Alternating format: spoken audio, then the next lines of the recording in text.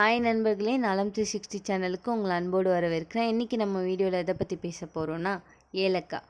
நம்ம தமிழ் சமையலுக்கு மனமும் சுவையும் சேர்க்கும் அற்புதமான ஒரு மசாலா தான் ஏலக்காய். பாயாசம், பால், பானம் எதையாவது சாப்பிட்டாலும் ஏலக்காய் போட்டால் சுவையே மாறிடும். ஆனால் இந்த சிறிய விதைக்கு எத்தனை பெரிய ஆரோக்கிய ரகசியங்கள் இருக்குன்னு தெரியுமா?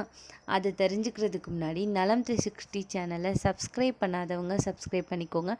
மறக்காமல் பெல்லைக்கான ப்ரெஸ் பண்ணிக்கோங்க. வாங்க இப்போ வீடியோக்குள்ளே போகலாம்.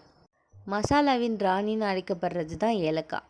இந்தியா, குறிப்பாக கேரளா, கர்நாடகா, தமிழ்நாடு மலைப்பகுதிகளில் அதிகமாக கிடைக்கும். சின்னதாக இருந்தாலும் உள்ள நிறைய ஆன்டி ஆக்சிடென்ட்ஸ், மினரல்ஸ் இருக்குது. சித்த மருத்துவம், ஆயுர்வேதம், யுனானி எல்லா துறைகளிலும் ஏலக்காய் ஆயிரக்கணக்கான ஆண்டுகளாக மருந்துகளாக பயன்படுத்தப்படுது. சாப்பிட்ட உடனே வயிறு வீக்கம், வாயு தொல்லை, அஜீரணம் ஆகியவை போக ஏலக்காய் உதவுது. வாயில் ஏலக்காய் வச்சு மென்றா உமிழ்நீர் சுரக்குது. அப்போது டைஜஷன் நல்லா நடக்கும். பால் குடித்த பிறகு பலருக்கு வீக்கம் வரும். அதை போக்க ஏலக்காய் பாலை குடிக்க சொல்கிறாங்க. பாயாசம், பால், சாயா எல்லாத்துலேயும் ஏன் ஏலக்காய் போடுறோம்? ஜீரணத்திற்கு உதவும்னு தான். இந்த ஏலக்காய் வாய் நாற்றம் மற்றும் பல் ஆரோக்கியத்துக்கு கூட உதவியாக இருக்குது. ஏலக்காய் மென்றா பேட் பிரெத் போகும். மவுத் ஃப்ரெஷ்னர் மாதிரி வேலை செய்யும். பல் ஈறு வலிக்கு ஏலக்காய் நீரை கொதிக்க வச்சு மவுத் ரைன்ஸ் பண்ணலாம். ஆன்டிபாக்டீரியல் ப்ராப்பர்ட்டிஸ் இருந்ததுனால வாயில் இருக்கும் கிருமிகளை குறைக்குது. இந்த ஏலக்காயில் பொட்டாசியம், மெக்னீஷியம், ஃபைபர் இருக்குது. இதனால் இதயம் ஆரோக்கியமாக இருக்கும். ஹை பிபி குறைக்க உதவும். இரத்த ஓட்டம் சீராகும். ஆயுர்வேதத்தில் இதய மருத்துவங்களில் ஏலக்காய் அதிகமாக பயன்படுத்தப்பட்டு வருது.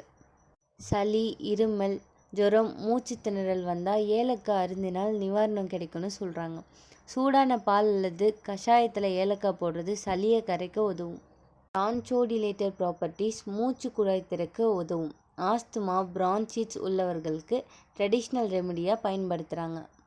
கார்டமன் ஆயில் ஸ்மெல் மன அழுத்தத்தை குறைக்கும். அஜீரணத்தில் வரும் டிப்ரெஷன், ஆன்சைட்டியை இது குறைக்க உதவுது. தூக்கம் வர்றதுக்கு ஏலக்காய் பால் அருந்தலாம். இதில் ஆன்டி ஆக்சிடென்ட்ஸ் அதிகமாக இருக்குது. அதனால் விரிங்கிள்ஸை குறைக்கும். பிம்பிள்ஸ், ஆக்னேக்கு ஏலக்காய் நீர் பயன்படுத்தலாம். ஸ்கால்ப் இன்ஃபெக்ஷன் குறைக்க முடி எண்ணெயில் ஏலக்காய் பவுடர் போட்டு தடவலாம். மெட்டபாலிசத்தை அதிகரிக்கும். பாடியில் இருக்கும் எக்ஸஸ் வாட்டர், சால்ட்டை வெளியேற்றும். டைஜஷன் நல்லா நடக்கும். வெயிட் லாஸ்க்கு உதவுது. இந்த ஏலக்காவை எப்படியெல்லாம் பயன்படுத்துகிறோன்னு பார்க்கலாம்.